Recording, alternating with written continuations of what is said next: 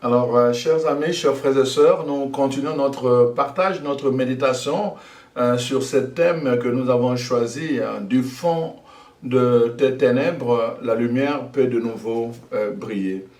Alors, c'est vraiment un message qui nous concerne tous, à commencer par moi-même.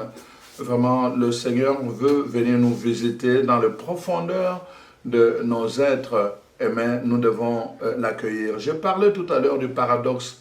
Les gens à qui Dieu envoie la lumière, mais qui refusent de recevoir cette lumière. J'avais tout à l'heure, quand j'ai donné les références, j'ai parlé du psaume 69. J'avais dit au verset 2, n'est-ce pas, que la parole de Dieu disait « Sauve-moi, ô Dieu, car les eaux menacent ma vie.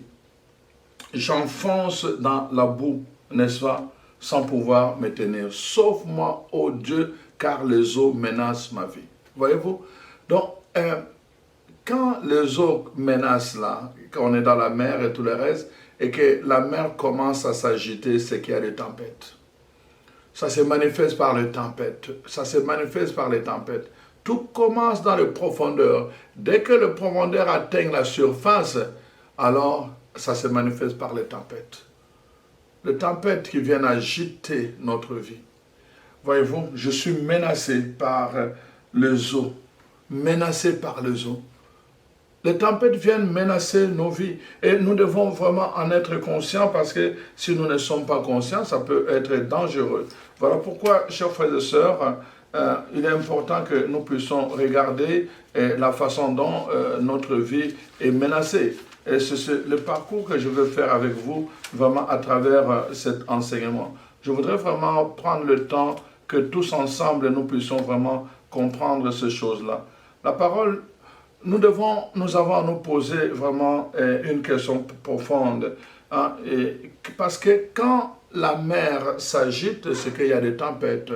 Alors, nous pouvons nous poser vraiment la question, pourquoi ta vie est si agitée? Pourquoi? Qu'est-ce qui t'agite au-dedans de toi-même? Qu'est-ce qui t'agite? Qu'est-ce qui bouille au-dedans de toi, même quand les gens, parfois, ne s'en rendent pas compte? Quelles sont les tempêtes qui agitent ta vie dans les profondeurs et qui te menacent de naufrage? C'est la question vraiment que je vais te poser. Alors, regardez, nous allons regarder ensemble les textes du livre de Jonas. Le livre de Jonas est vraiment intéressant pour nous, vraiment parce que ça nous aide à comprendre certaines choses. D'abord, voici, la parole de Dieu dit ceci, je vais lire.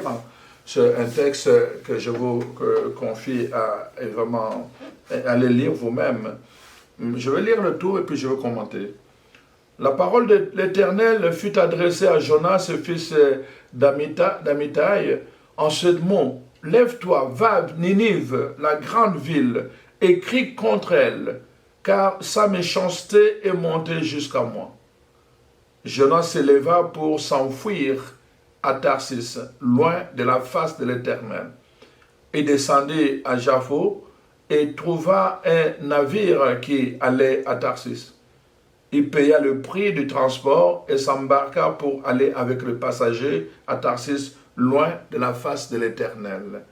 Mais l'Éternel fit souffler sur la mer un vent impétueux, et il s'éleva sur la mer une grande tempête. Le navire menaçait de naufrage. Il s'éleva sur la mer une grande tempête, le navire menaçait de naufrage. Quand il y a des tempêtes dans ta vie, tu peux les touffer comme tu veux. Hein, le prophète Jérémie disait qu'à un moment donné, vraiment, ta parole en moi commençait à faire... Les gens me persécutaient tellement quand j'ai parlé de toi, alors j'ai pris la décision de ne plus parler de toi. Mais au-dedans de moi, c'était comme un feu dévorant. Ça me brûlait, ça brûlait mes os. Je n'étais pas capable de maîtriser. Il y a des tempêtes au-dedans de toi. Il y a des moments où tu ne peux plus les maîtriser. Et tu ne seras pas capable de les maîtriser. Et quand tu n'es plus capable de maîtriser les tempêtes dans ta vie, dans les profondeurs de ta vie, hein, la parole de Dieu, alors ton navire va risquer le naufrage. Tout ce qui te tient, tout ce qui mène ta vie, peut sombrer, n'est-ce pas, quand le tempête agite ta vie. C'est pour cela que c'est important cette question-là. Alors, le marinier eurent peur et ils implorèrent chacun leur Dieu et jetèrent dans la mer les objets qui étaient sur les navires afin de les rendre plus légers. Jonas descendit au fond du navire et se coucha et s'endormit profondément. Le pilote s'approcha de lui et lui dit, « Pourquoi dors-tu? Lève-toi, invoque ton Dieu. Peut-être voudra-t-il penser à nous et nous ne périrons pas. » Et ils se dirent l'un à l'autre, « Venez, tirons au sort pour savoir qui nous attire ce malheur. » Et ils tirèrent au sort et le sort tomba sur Jonas. Alors ils lui dirent, « Dis-nous, qui nous attire ce malheur? Quelles sont tes affaires et d'où viens-tu? Quel est ton pays et de quel peuple es-tu? » Alors il leur répondit, « Je suis hébreu, je crains l'Éternel, le Dieu des cieux, et qui a fait la mer et la terre. » Et ces hommes eurent une grande frayeur et lui dirent, « Mais pourquoi as-tu fait cela? » Car ces hommes savaient qu'ils fouillaient loin de la face de l'Éternel parce qu'il leur avait déclaré. Alors ils lui dirent, « Que te ferons-nous pour que la mer se calme envers nous? » Ça va être une question très importante que nous aurons à nous poser. Que devons-nous faire pour que la mer se calme au-dedans de nous? Que devons-nous faire pour que la mer se calme envers nous? Que devons-nous faire? Mais d'abord, la première question que nous nous posons, c'est quelles sont ces tempêtes? Le voyage vers le profondeur de notre être, c'est pour aller découvrir les tempêtes. C'est pour aller faire face à nos tempêtes. Nous devons aller faire face à nos tempêtes. Si nous ne le faisons pas par nous-mêmes, il y a des circonstances de la vie qui vont nous enfoncer dans le profondeur de notre être pour aller faire face à nos tempêtes. Voici ce qui va arriver, n'est-ce pas, à Jonas. Continuons avec la parole de Dieu. Alors, voici, que devons-nous faire? Jonas leur répondit, « Prenez-moi et jetez-moi dans la mer, et la mer se calmera envers vous. Car je sais que c'est moi qui attire sur vous cette grande tempête. » Voyez-vous? Alors ces hommes ramaient pour gagner la terre, mais ils ne le purent parce que la mer s'agitait toujours plus contre eux.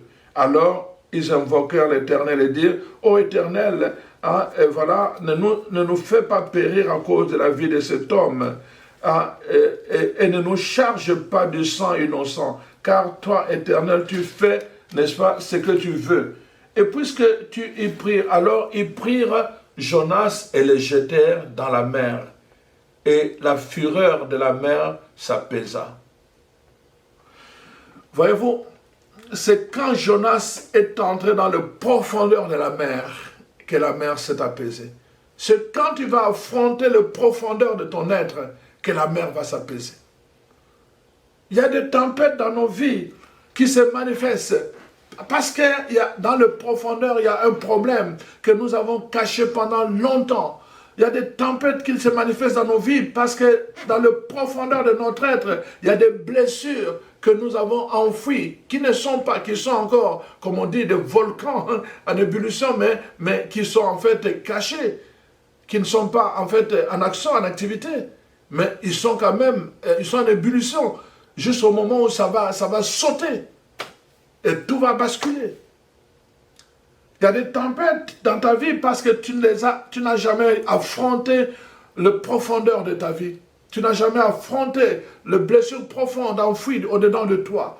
Tu n'as jamais affronté les causes profondes qui t'amènent à la déprime, qui t'amènent à ceci, à la dépendance.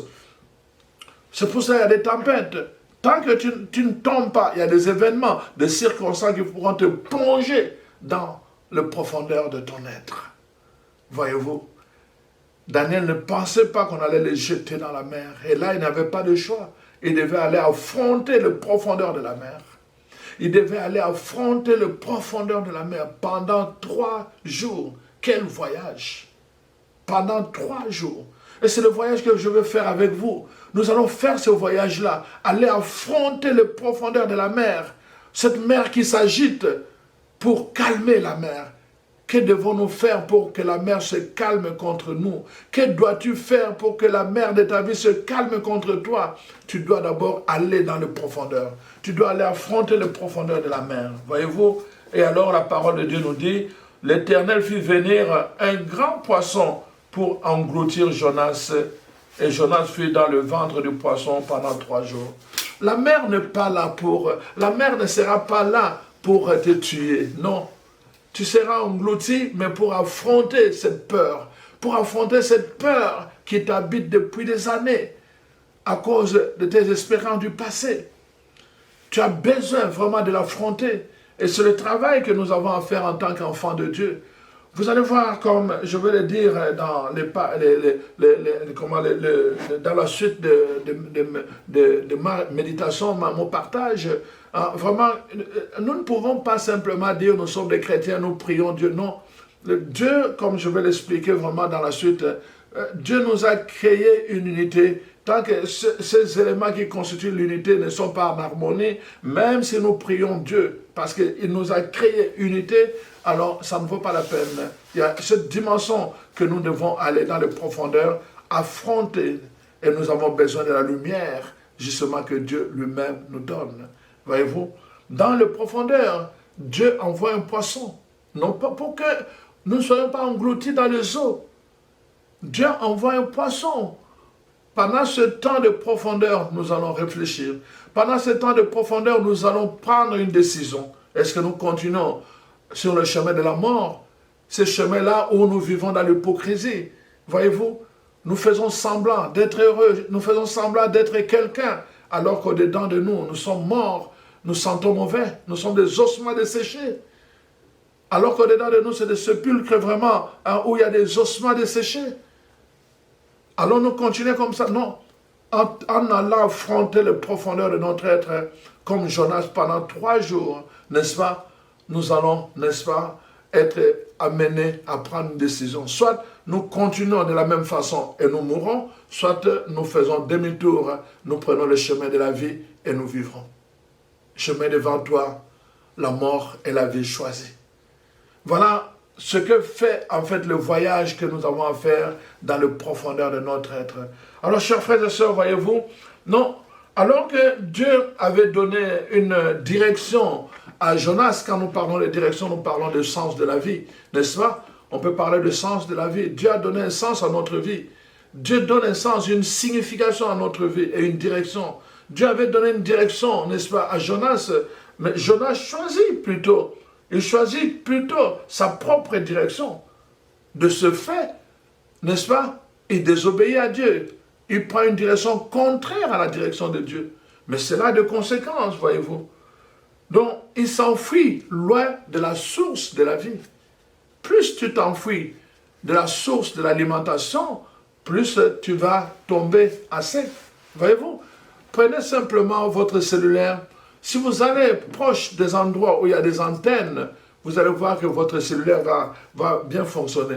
Mais plus vous vous éloignez de l'antenne, vous allez avoir de la misère. De la misère. C'est pour cela qu'il y a dans certaines zones, ceux qui sont dans la vallée, ou dans certains endroits, vous allez entendre, ils ont beaucoup de misère à utiliser les cellulaires. Ils ont les cellulaires, mais ils ont beaucoup de misère. Ça leur prend de se déplacer pour aller dans un autre quartier, pour aller dans un autre lieu, afin qu'ils puissent communiquer aisément. Voyez-vous? Donc, plus vous vous éloignez de la source d'alimentation, plus vous êtes mort. Votre cellulaire est comme mort. Même s'il est fonctionnel, il n'arrive pas à s'activer. Il n'arrive pas à répondre à ses fonctions. Voyez-vous? C'est la même chose dans la vie. Plus tu t'éloignes de la source de la vie qui est Dieu, plus tu t'éloignes de la source de la vie qui est la lumière, tu vas rester dans les ténèbres et les ténèbres vont t'engloutir. Ta vie n'aura pas de sens. Les ténèbres vont t'engloutir, mon frère, ma soeur. Mais Dieu ne veut pas que tu sois englouti par les ténèbres. Dieu ne veut pas que tu sois englouti par les ténèbres. Au contraire, Dieu envoie la lumière pour que tu sois capable, n'est-ce pas, de pouvoir tenir bon, de pouvoir sortir de sa situation. Donc, voyez-vous, c'est alors que le bateau qu'il va emprunter va connaître le déboire. Quand nous prenons la direction qui est contraire à Dieu, quand nous prenons le chemin de la mort, le chemin de ténèbres, et quand nous choisissons de demeurer dans les ténèbres de nos vies, alors nous allons connaître les déboires. Le bateau que nous allons prendre va connaître les déboires. Le chemin que nous allons prendre va connaître les déboires. Le mariage que nous allons, dans lequel nous allons nous engager va connaître les déboires. Les enfants que nous allons avoir vont connaître les déboires. Pourquoi? Justement, nous prenons un chemin qui est contraire à la pensée de Dieu, à la lumière que Dieu nous donne, à l'amour que Dieu libère, à la vie qu'il nous propose. Nous allons connaître les déboires, exactement. Le bateau a connu les déboires. Il allait s'enfoncer. Il allait s'enfoncer dans la mer, n'est-ce pas, à cause de l'entêtement, parce qu'il s'est entêté, il s'est rebellé contre Dieu, contre la source. Voyez-vous, chers frères et sœurs, pour les familiers de la mer, qui étaient ces gens-là, les mariniers, n'est-ce pas, donc pour eux, c'était un mauvais présage. C'était un mauvais présage, il fallait trouver la cause. Donc, en posant évidemment de bonnes questions. On trouve la cause en posant de bonnes questions. Nous devons nous poser de bonnes questions. Pourquoi la mer est-elle si agitée? C'est la question qu'ils se sont posées.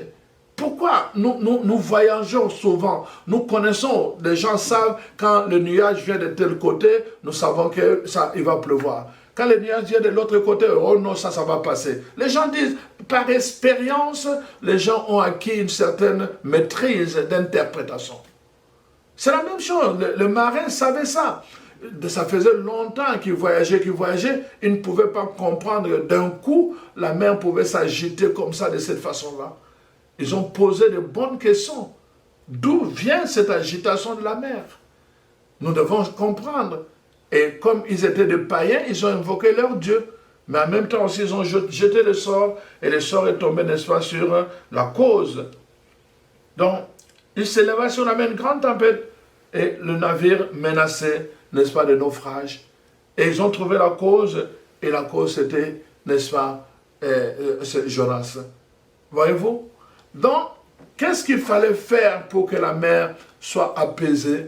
C'est que Jonas devait aller affronter les profondeurs de la mer. Il devait aller vers les menaces. C'est-à-dire que cette tempête qui menaçait le navire, Jonas devait aller l'affronter.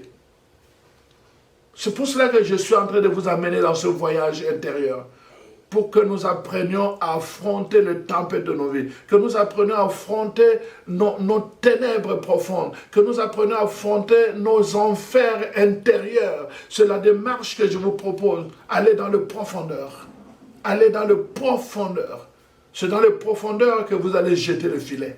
Nous devons attraper ce gros poisson, n'est-ce pas, au-dedans de nous qui agite. Ce gros poisson qui agite notre vie. Nous devons les attraper. J'utilise n'est-ce pas, cette parabole dans le sens négatif. Nous devons attraper ce gros poisson, ce gros problème, ces grosses blessures. Nous devons attraper, n'est-ce pas, ces grosses émotions toxiques qui sont enfouies en nous.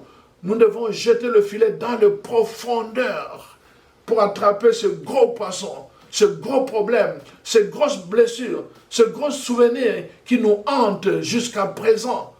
Nous devons les attraper dans le filet de la parole. Voyez-vous, chers frères et sœurs, Dieu nous aime, il nous a donné la solution. Donc, voilà pourquoi, lorsque le cœur de l'homme, n'est-ce pas, vit continuellement un mal-être, n'est-ce pas, ou un malaise, c'est-à-dire un inconfort émotionnel et spirituel, dont les conséquences sont dévastatrices, n'est-ce pas? Alors se manifeste une agitation de santé, une agitation de sommeil, une agitation de digestion, une agitation jusqu'à un mal-être. Voyez-vous, quand le malaise est là et que ça commence à prendre du temps, quand ça commence on commence à se familiariser avec ces malaises, ça va trouver un moyen pour provoquer la tempête. Et cette tempête, c'est l'agitation. Notre sommeil sera agité. nous n'aurons pas le repos pendant la nuit, parce qu'il y aura la tempête dans notre sommeil, l'agitation. Notre estomac sera agité, nous ne serons pas à peine, nous serons tout le temps, on va faire appel, comme je le dirai tout à l'heure, tout le temps de médicaments pour calmer notre estomac parce qu'il est agité. L'estomac de plusieurs personnes, des chrétiens, s'est agité. Il y a une tempête terrible dans l'estomac de plusieurs personnes. Voyez-vous, chers frères et sœurs, la digestion devient un problème pour certaines personnes. D'autres encore, c'est une question de santé. Et à la santé de plusieurs personnes, c'est une santé agitée. Des gens là qui souffrent, mais qui souffrent. Hein? On appelle la génération des Tamalou. Tamalou. Tu as mal. Comment dit-on? Tu as mal où? Tu as mal où? Tamalou. Il y a une génération comme ça, Tamalou. Les enfants de Dieu souffrent jour et nuit. N'est-ce pas? C'est devenu vraiment un problème dans le groupe de prière, un problème dans la vie des enfants de Dieu. Plusieurs ont perdu même la foi à cause de cette souffrance-là. Pourquoi? Parce qu'on se contente de thérapies de surface. On veut voir une prière de guérison, une prière ceci, mais on ne veut pas aller dans le profondeur pour aller attraper ce gros poisson qui agite. Ce gros poisson qui agite notre vie, ce gros poisson qui vient basculer notre barque, n'est-ce pas, hein, qui crée la tempête dans notre vie. Voilà pourquoi nous avons besoin de ce voyage, n'est-ce pas, qui vient jusqu'à troubler notre être. On va de malaise au mal-être. Voyez-vous, chers frères et sœurs, c'est important ce que je vous partage là. Je vis ça autour de moi. Je connais beaucoup de gens vraiment qui ont vécu des moments difficiles, des moments de dépression, des moments parce qu'ils ont, pendant longtemps, ils paraissaient vraiment des gens heureux, mais vraiment, ils avaient beaucoup d'émotions dedans d'eux, mais vraiment des émotions toxiques et qui ont fini par exploser. C'était une tempête qu'on ne pouvait pas contenir et qui a fini par un mal-être. Et finalement, ces gens-là ont fini par la solitude parce qu'ils ne peuvent pas rester avec les autres. Ils ne peuvent pas. Voyez-vous? Je dis tout le temps, tout ce qui entre en toi s'imprime. Tout ce qui entre en toi va s'imprimer. Tout ce qui entre par les livres que tu reçois, que tu lis, pardon, tout ce que tu regardes à la télévision, tout ce que tu entends qui entre par les oreilles, toutes ces choses-là qui entrent par les oreilles, tout ce qui entre, même parfois qui entre par la peau, ça va s'imprimer. Ça va s'imprimer. Tu vas avoir des cachets sur la peau. Hein, si parfois quelque chose de venin est entré par la peau, hein, n'est-ce pas, tu vas commencer à parler différemment parce que la façon de coûter quelqu'un s'est imprimée en toi. Et tu vas commencer à parler, mais peut-être même sans t'en rendre compte. Tu vas commencer à sacrer même, sans t'en rendre compte. Tout ce qui entre en toi va s'imprimer. Et tout ce qui s'imprime finit par s'exprimer. Voyez-vous? Ça entre, ça s'imprime au-dedans de toi. Et quand c'est imprimé, ça finit par s'exprimer. Mais seulement le problème, c'est que quand ce qui est entré en toi et qui s'est imprimé en toi doit s'exprimer, ça ne va pas demander ta permission. Ce n'est pas toi qui choisiras son mode d'expression. Ce n'est pas toi. Ce qui est entré en toi choisira sa propre façon. Ça peut s'exprimer par un mal d'estomac. Ça peut s'exprimer par un cancer. Ça peut s'exprimer par une maladie de mal de tête, de maux de tête. Ça peut s'exprimer par de nausées. Ça peut s'exprimer par irrégularité de règles chez les femmes. Ça peut s'exprimer par toutes sortes de choses. Parce que tout ce qui entre en toi va s'imprimer et ça va s'exprimer. Mais ce n'est pas toi qui choisiras la façon dont ça va s'exprimer. C'est pour cela que parfois on va soigner. C'est pour ça que je vous dis, les thérapies de surface, c'est qu'on va soigner juste, il a la nausée, donnez-lui les Malox, c'est pour la nausée. Oui, c'est bien, on donne les Malox, mais on n'a pas soigné la cause de cette nausée-là. Voyez-vous? Donc, allez chercher la cause. Aujourd'hui, dans les laboratoires, c'est ça le travail qu'on fait. On va dans le profondeur. Ah, tu vas, j'ai mal, tu vas à l'hôpital, j'ai mal, on t'envoie au laboratoire. Parfois, on va faire un scan pour aller trouver ce qui est caché au-dedans de toi. Qu'est-ce qui provoque ce genre de choses? Tu peux avoir une maladie qui est cachée au-dedans de toi, dans les profondeurs. Mais pour le trouver, il faut que tu passes par le scan. Voyez-vous? On va aller dans le laboratoire, on va prendre du sang. À l'intérieur de ton sang, il y a quelque chose qui est caché, qu'on doit découvrir à travers le laboratoire. C'est le travail qu'on fait, n'est-ce pas? Voyez-vous, quand on soigne quelqu'un, on commence d'abord par ce travail-là, à le diagnostiquer, mais aussi à aller chercher la cause. Chercher la cause, c'est très très important dans le travail de médecine pour soigner les enfants de Dieu. Voilà pourquoi, chers frères et sœurs, le profondeur d'une mer, c'est comme une poubelle d'ordures. Vous jetez, la poubelle se remplit. Mais si on ne vide pas la poubelle, elle finit par sentir mauvais. Tu vas sentir mauvais si tu ne vides pas la poubelle. Tu vas sentir mauvais si tu ne traites pas le profondeur de ton être. Tu vas sentir le mauvais. Et la première chose, les relations vont commencer à se couper. Les gens vont commencer à t'abandonner. Les gens vont commencer à te fuir parce que tu vas sentir mauvais. Tu vas dire une chose, mais tu vas mentir. Ah non, celui-là, c'est un menteur. Et les gens sauront que tu es un menteur. Ils ne te feront plus confiance parce que tu sens mauvais sur le plan de la vérité. Tu vas commencer vraiment à faire du tort, parfois à être très agressif dans tes relations, ta relation avec ta femme, ta relation avec les enfants. Tu deviens très agressif, tu sens mauvais. Et tout le monde va parler de toi parce que tu sens mauvais. Voyez-vous, la poubelle, la mer c'est comme la poubelle. On doit la vider. Si on ne vide pas, elle sentira mauvais. Elle sentira mauvais pour les mêmes personnes qui l'ont remplie. Tu remplis ta poubelle. Tu ne traites pas la profondeur de ton être. Si tu ne le traites pas, ça sentira mauvais d'abord pour toi-même qui ne le traite pas. C'est important, chers frères et sœurs, ce que je suis en train de vous dire. C'est pour cela, toutes les émotions, telles que le ressentiment, l'amertume, à la suite d'un divorce, une perte d'emploi, n'est-ce pas, l'anxiété, la peur, qui est due parfois aux expériences du passé, n'est-ce pas? On le voit, la dépression, le deuil, on voit toutes ces choses-là, la mélancolie et le désespoir sont des émotions tellement toxiques à notre épanouissement que si on ne les traite pas, n'est-ce pas? Elles peuvent sentir mauvais. Elles peuvent nous faire sentir mauvais. C'est très important. Les gens fuient ceux qui sentent mauvais. Voilà pourquoi toutes ces émotions toxiques constituent des nœuds psychologiques qu'on a installés ou qu'on a laissé s'installer au fil des temps. Voyez-vous, il y a des choses, c'est arrivé, on n'a pas traité, alors ça s'est installé en nous. On continue de vivre comme si rien n'était. Après, autre chose arrive, on ne les traite pas, ça s'installe au-dedans de nous et ces émotions, ces plaies, ces déceptions s'installent au-dedans de nous et puis à un moment donné, voilà, nous ne sommes plus capables de vivre une relation de confiance. Nous ne sommes plus capables de vivre une relation heureuse. Nous ne sommes plus capables de vivre dans la sérénité. À un moment donné, nous devenons dépendants à tous les niveaux. Et parfois, nous devenons dépendants même des médicaments. Voyez-vous, chers frères et sœurs, hein? Dépendants même du temps. Enfin, donc, on voit vraiment des choses comme ça. Donc, tant que ces émotions enfouies dans le profondeur de notre être ne s'ouvrent pas à la lumière, aucune guérison intérieure ne peut vraiment être possible, vraiment du point de vue de la parole de Dieu. Aucune guérison intérieure.